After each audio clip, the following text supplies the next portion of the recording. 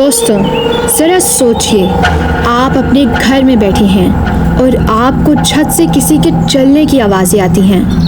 आप ऊपर जाकर चेक करते हैं, लेकिन वहाँ कोई नहीं होता।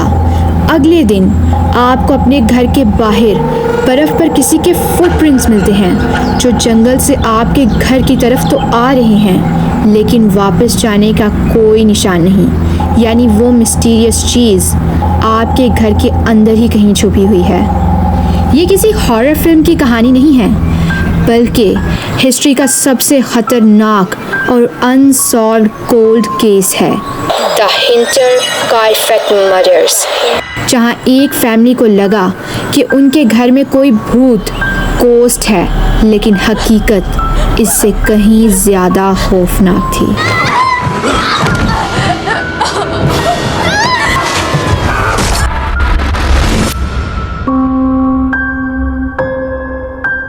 बात है मार्च 1922 की, जर्मनी की एक छोटे और सुनसान फार्म हाउस की, जिसका नाम था हिंटरकाइफेक। यहाँ 6 लोग रहते थे, लेकिन कहानी में ट्विस्ट तब आता है जब इस घर की पुरानी मेड अचानक नौकरी छोड़कर भाग जाती है। वो पूरे गांव में ये दावा करती है कि ये घर हॉन्टेड है और उसे हर वक्त किसी के कदमों की आवाज़ें आती हैं। शुरू में फैमिली ने उसकी बातों को वहम समझकर इग्नोर कर दिया, लेकिन फिर कुछ ऐसा हुआ जिसने सबके होश उड़ा दिए। फार्मर एंड्रियस को अपने घर के बाहर अजीबोगरीब चीज़ें नोटिस होना शुरू हुई। नंबर 1, वो मिस्टीरियस फुटप्रिंट्स जो घर के अंदर तो आ रहे थे पर बाहर नहीं जा रहे थे। नंबर 2, उनके घर के लॉकर की चाबियाँ अचानक गायब हो गईं। और नंबर 3, उन्हें अपने पोर्च पर एक ऐसा न्यूज़पेपर मिला जो उन्होंने कभी सब्सक्राइब ही नहीं किया था। एंड्रियस को लगा कि शायद कोई होमलेस इंसान या चोर उनके घर के आसपास घूम रहा है, लेकिन उन्होंने इस बारे में पुलिस को इन्फॉर्म नहीं किया।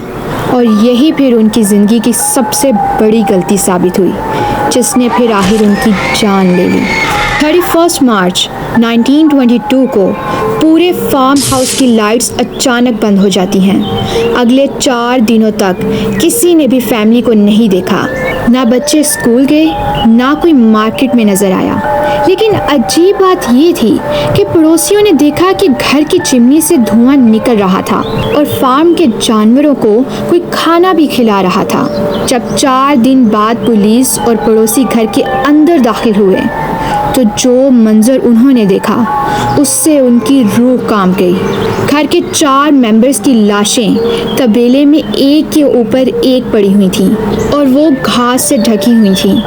घर की नई मेड अपने बिस्तर पर मुर्दा पड़ी हुई थी और सबसे ज़्यादा दिल दहला देने वाला मंजर था 2 साल का मासूम बच्चा, जिसे उसके झूले के अंदर ही बेदर्दी से मार दिया गया था। सबको एक खेती बाड़ी वाले तेज़ धार औजार से कत्ल किया गया था। अब यहाँ आता है इस कहानी का सबसे बड़ा और हिला देने वाला psychological factor. The killer was with the corpses, यानी वो कातिल लाशों के साथ ही रह रहा था। मेडिकल रिपोर्ट्स के मुताबिक ये सारे मर्डर्स जुम्मे की रात को हुए थे, ऑन फ्राइडे नाइट। यानी कातिल ने फैमिली को मारने के बाद अगले 3 से 4 दिन उसी घर में लाशों के साथ गुजारे। उसने किचन में खाना पकाया, फैमिली के बिस्तरों पर सोया, उनके जानवरों को चारा दिया और आराम से वहाँ रहा। केस के इन्वेस्टिगेशन में पुलिस ने 100 से ज़्यादा सस्पेक्ट्स को पूछताछ की, लेकिन घर में मौजूद सोना, चांदी और पैसे बिल्कुल महफूज थे। यानी कातिल का मकसद चोरी करना नहीं था, बल्कि वो सिर्फ़ और सिर्फ उस फैमिली को ख़त्म करना चाहता था। दोस्तों, आज इस वाक़ये को 100 साल से ज़्यादा का वक्त गुजर चुका है, लेकिन जर्मन पुलिस आज तक ये पता नहीं लगा सकी कि वो कातिल कौन था और उसका मकसद क्या था। वो फार्म हाउस तो बाद में गिरा दिया गया, लेकिन ये सवाल आज भी वहीं खड़ा है कि वो जो एंड्रियस को छत पर चलने की आवाज़ें आती थीं, वो कोई भूत था या वो कातिल जो कई दिनों पहले से उनके छत के ऊपर छुपकर सही वक्त का इंतज़ार कर रहा था। आपको क्या लगता है? अपने ख्यालात नीचे कमेंट सेक्शन में ज़रूर शेयर कीजिएगा। वीडियो पसंद आई हो तो लाइक और शेयर करना मत भूलना। मिलते हैं अगली वीडियो में। Thank you very much.